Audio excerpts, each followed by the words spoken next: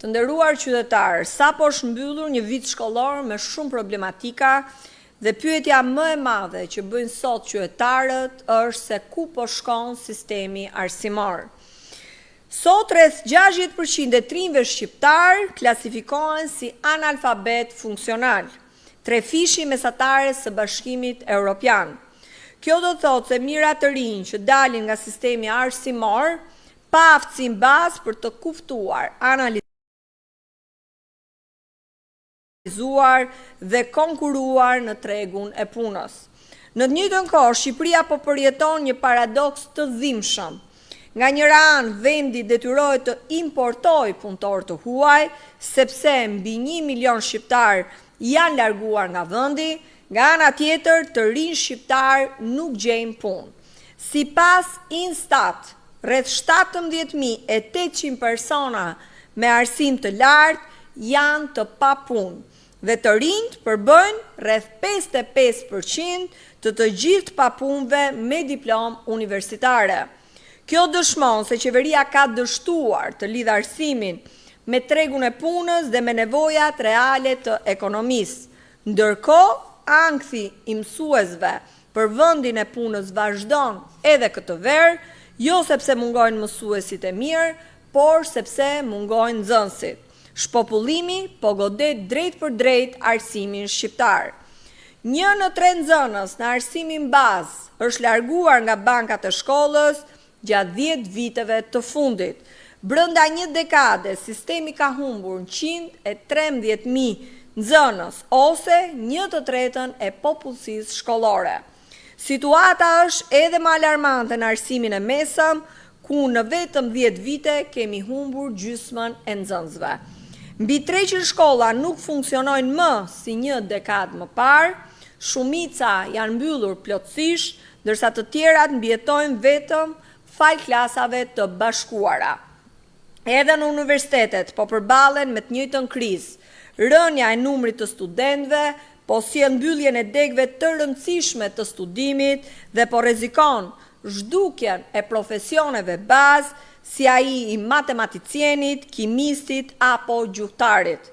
Shqipëria ka një financim më të ulët në arsim në rajon me vetëm 2.5% të prodhimit të brendshëm bruto. Kjo nuk është thjesht një krizë në arsim, është një krizë e zhvillimit të vendit.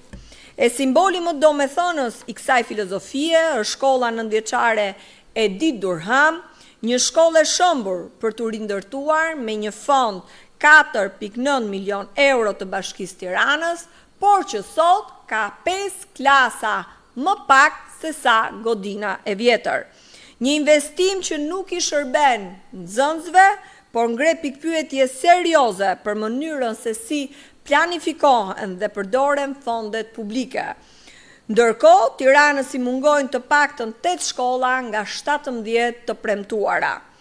Nuk mund të ketë arsim cilësor pa financim serioz. Nuk mund kërkosh rezultate europiane me buxhete që janë larg standardeve europiane.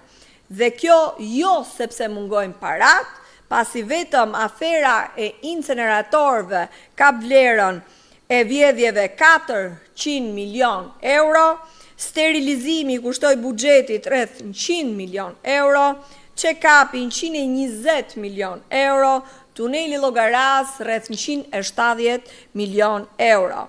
Pra ndërkohë që miliona euro janë gjetur për koncencione, për PPP apo projekte korruptive, nuk gjendjen asnjëherë fonde për fëmijët shqiptar që të mos mësojnë më me 2 turne në mes të Tiranës, të kenë laborator modern, të kenë biblioteka, palestra dhe shkolla që u përgjigjen standardeve të një vendi që pretendon të hyjë në Bashkimin Evropian.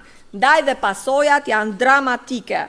Qeveria flet çdo ditë për integrimin evropian, por nuk mund të ndërtohet Europa me shkolla që boshatisen, me mësues që jetojnë në pasiguri dhe me të rinj që largohen ose mbeten të papunë.